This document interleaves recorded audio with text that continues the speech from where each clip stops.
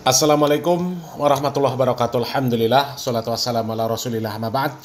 Kaum muslimin yang dirahmati Allah subhanahu wa ta'ala, baru-baru ini viral film yang ada di Malaysia yang berjudul Bid'ah, yang menggambarkan ada sosok tokoh agama yang bernama Walid yang menggunakan status ketokohannya untuk memenuhi keinginan hawa nafsunya, menyebarkan paham-paham khurafat, paham-paham yang bertentangan dengan syariat Islam untuk membodohi jamaahnya. Ini persis dengan kelakuan para Khabib Ba'alawi, kaum muslimin ya. Coba kita simak cuplikan video dari film Bid'ah ya. Kita simak videonya. Buang semua air di dalam ni. Aku tak nak. Kamu semua ni takut pada Allah.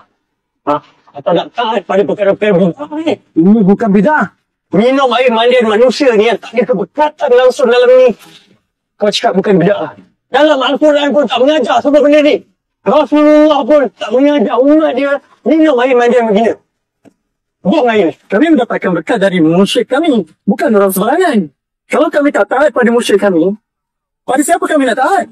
Biar aku buat syirik. Alhamdulillah. Rasulullah mengajar kita tentang syariat. Daripada syariat itu, kita mengenal hukum. Di dalam Al-Quran, tiada hukum dan syariat tentang air mandian manusia. Minum air kaki manusia itu membawa kepada keberkatan. Orang yang hanya beribadat dengan syariat, maka dia akan menyembah kekuasaan. Tarikat, hakikat, makrifat, tanpa syariat berarti sebuah kesombongan. Tanpa syariat, kita tak akan mengenal erti pengabdian kita sebagai hamba kepada Allah SWT. Nah kaum muslimin ya, di dalam film Bid'ah ini kaum muslimin, ada sebuah sumur yang katanya sumur itu kalau diminum dalam waktu-waktu tertentu itu akan mendatangkan manfaat. Ya, yang jelas barokah lah kaum muslimin.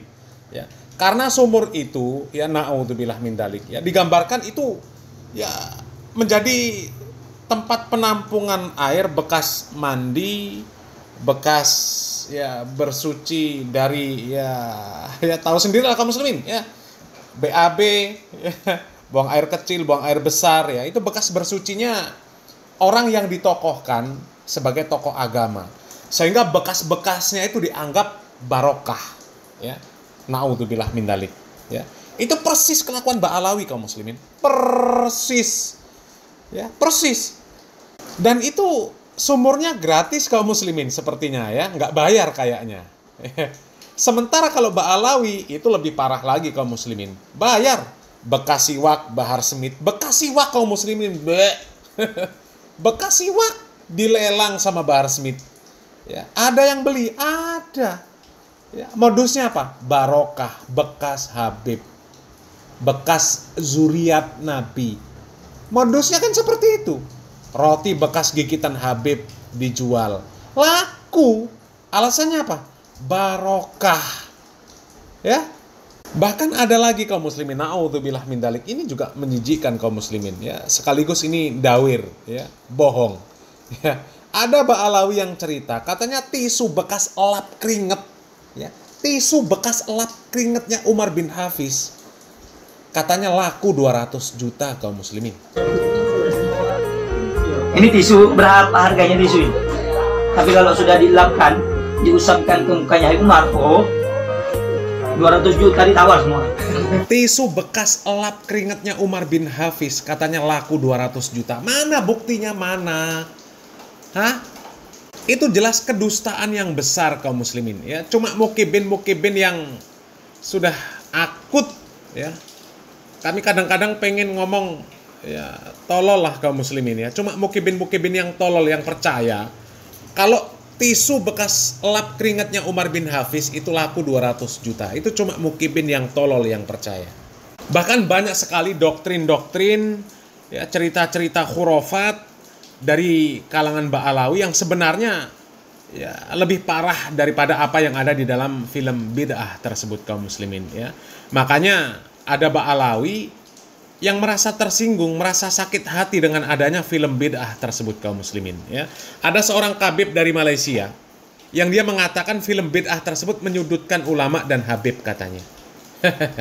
Ya, dia tersinggung kaum muslimin, ya, terusik karena kelakuan Mbak Alawi terusik, kelakuan Mbak Alawi terganggu, ya, kedok-kedok Mbak Alawi terbongkar dengan film bid'ah ini kaum muslimin, ya.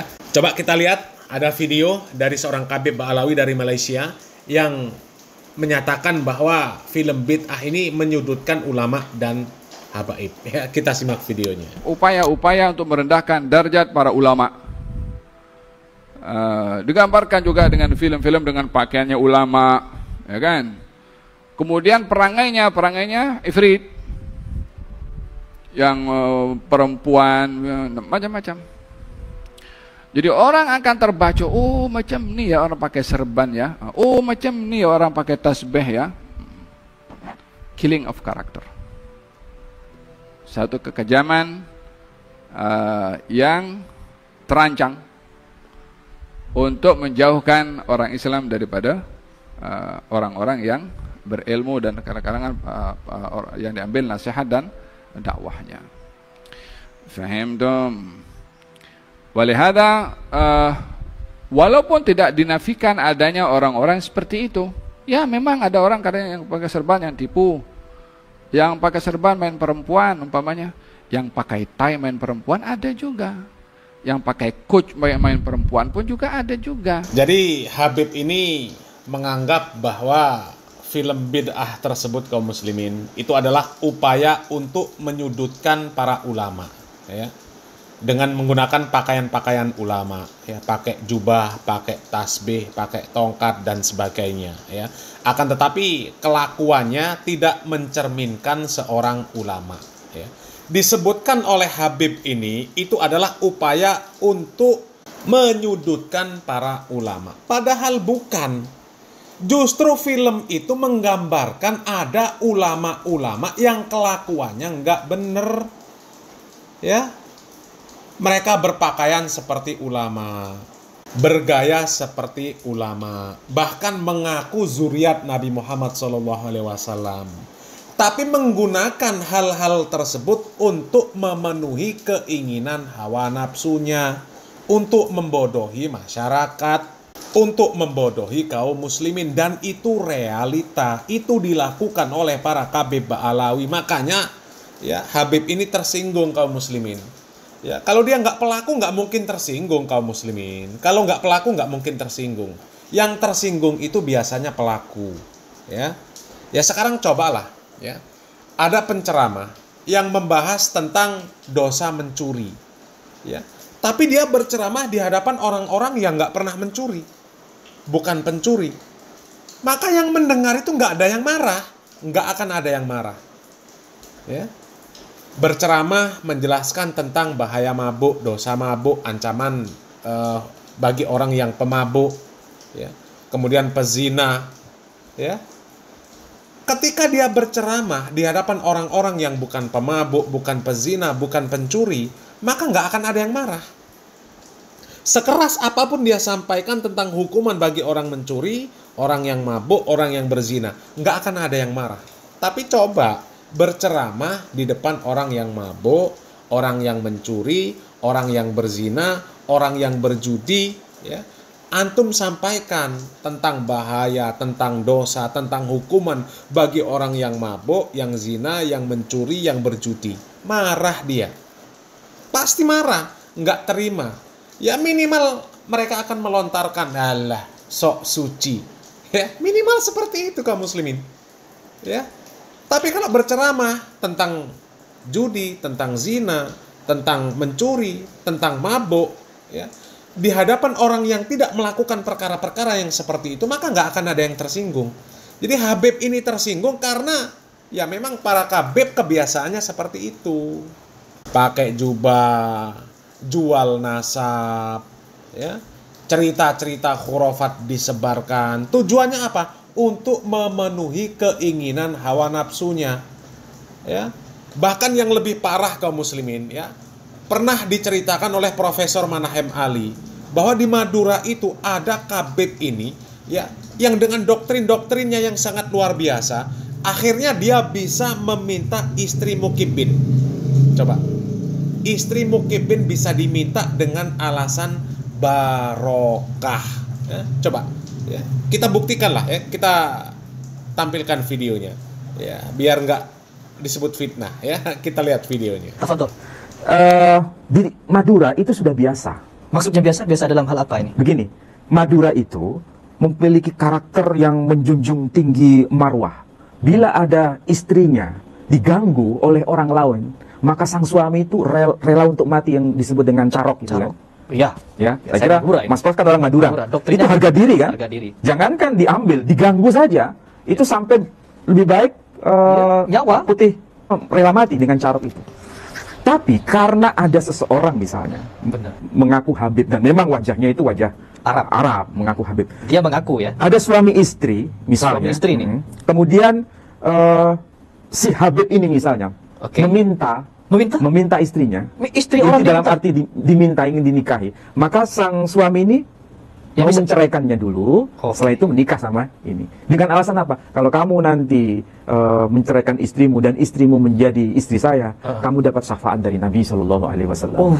Dan istrimu akan melahirkan benihnya Nabi Shallallahu Alaihi Wasallam. Dan orang tuanya semua akan mendapat syafaat dari Nabi Shallallahu Alaihi Wasallam. Itu rela dia menceraikan istrinya. Rela. Ini bukan satu kasus, dua kasus, banyak kasus. Astagfirullahaladzim. Sampai seperti itu. Nah, coba kaum muslimin ya, seperti itu kelakuan Mbak Alawi kaum muslimin. Makanya wajar Mbak Alawi tersinggung dengan film Bid'ah, karena film Bid'ah ini mengangkat kisah-kisah yang benar-benar dilakukan oleh para Mbak Alawi kaum muslimin ya. Jadi film Bid'ah ini sebenarnya ya film edukasi lah kaum muslimin ya. Jadi seharusnya Mbak Alawi itu bukan menyalahkan pakaian yang dipakai oleh pemeran film Bid'ah ya. Tapi Mbak Alawi itu harusnya mengkritik orang-orang yang kelakuannya persis dengan yang ada di film Bid'ah tersebut ya.